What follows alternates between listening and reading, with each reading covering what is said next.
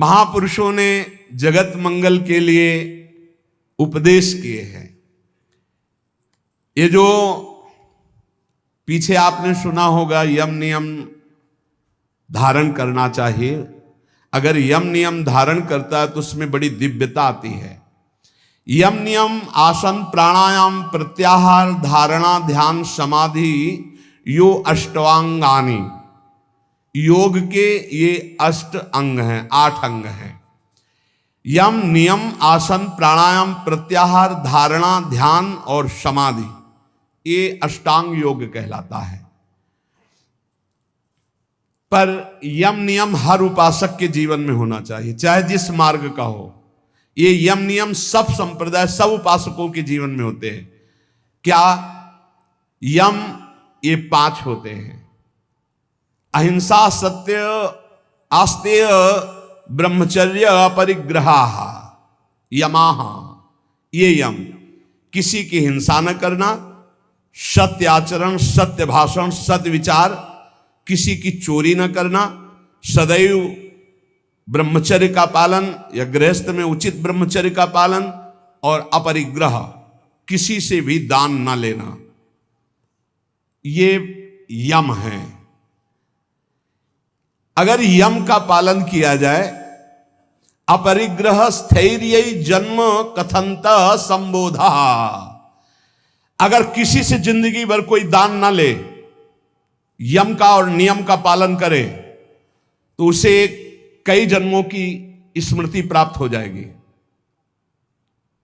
जैसे इसमें ब्रह्मचर्य, अपरिग्रह, आस्ते चोरी ना करना, सत्य बोलना, किसी की हिंसा न करना, ये 5 यम हैं।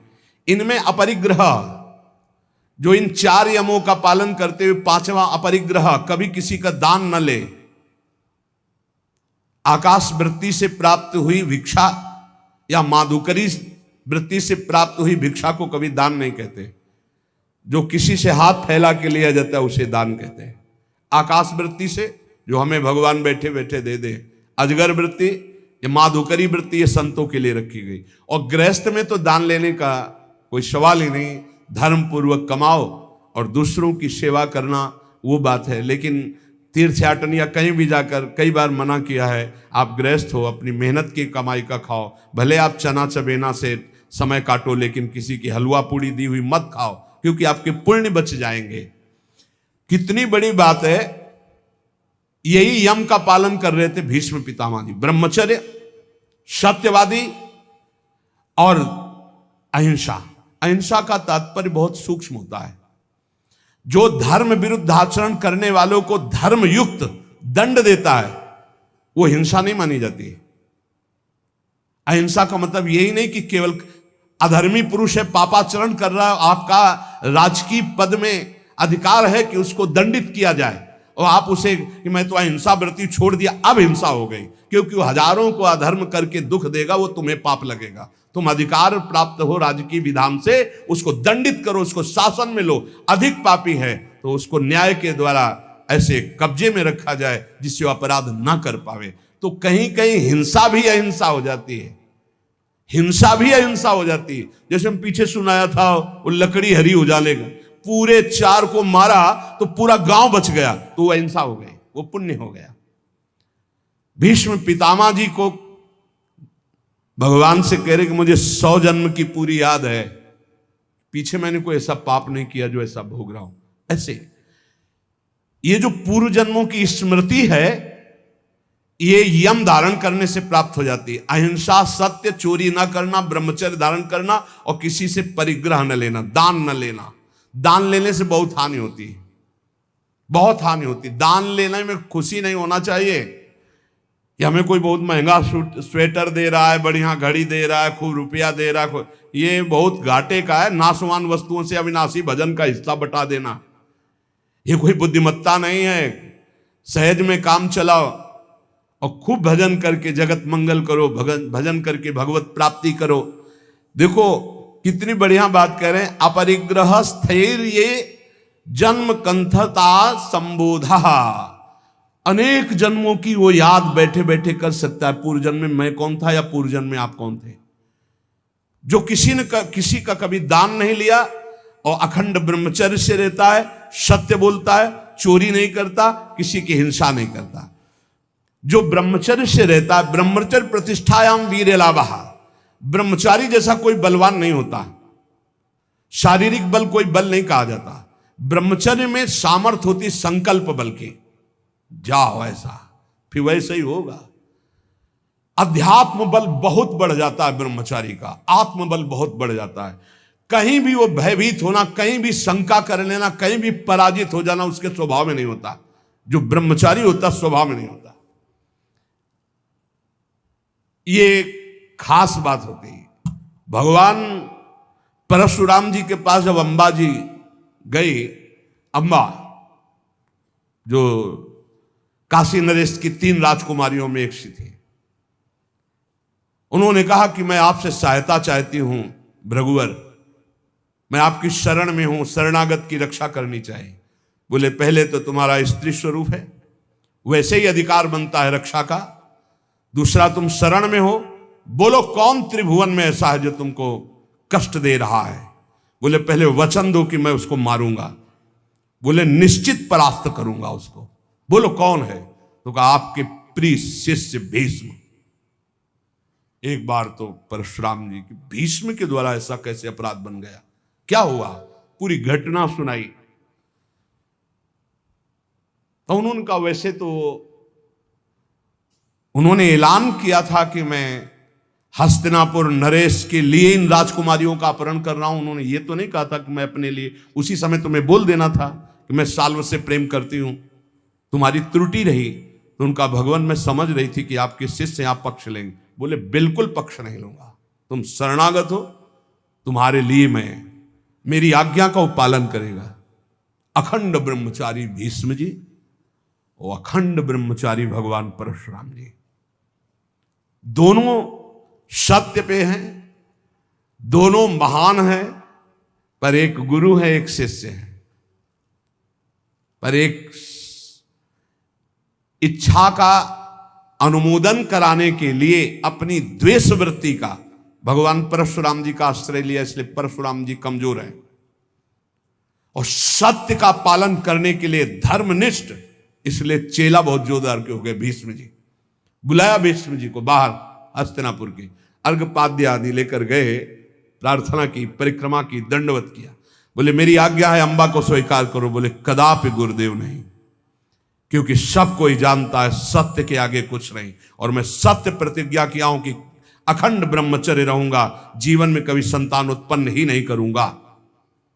तो उनका युद्ध या अंबा, तो उनका युद्ध गुरुदेव से युद्ध, उन्होंने ही विविध प्रकार के दिव्यास्त्रों की शिक्षा भीष्म जी को दी थी जब गंगा जी ले गए थे।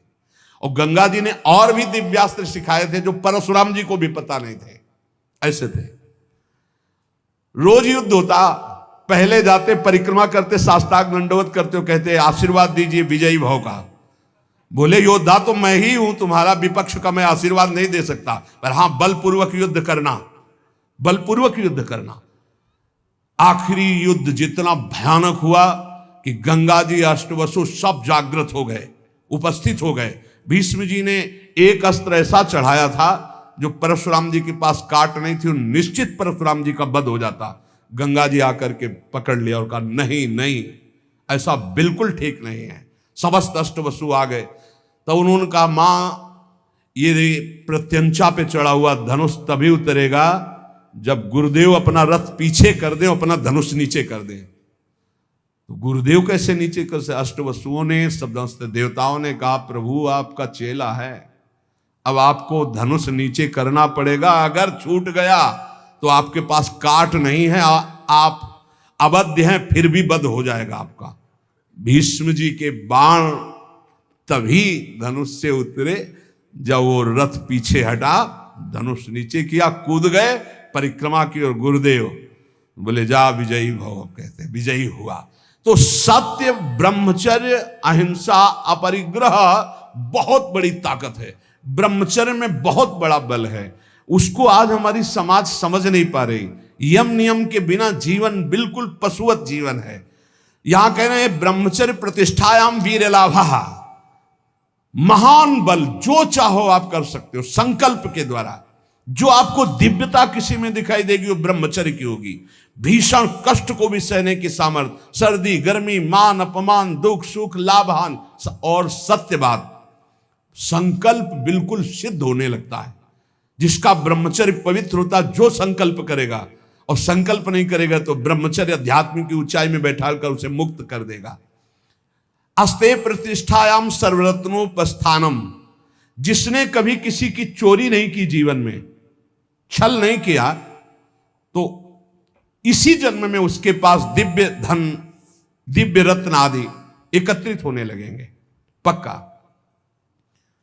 विविध प्रकार के स्वर्ण आभूषण, विविध प्रकार की भोग सामग्रियां, ऐसा संयोग बनेगा।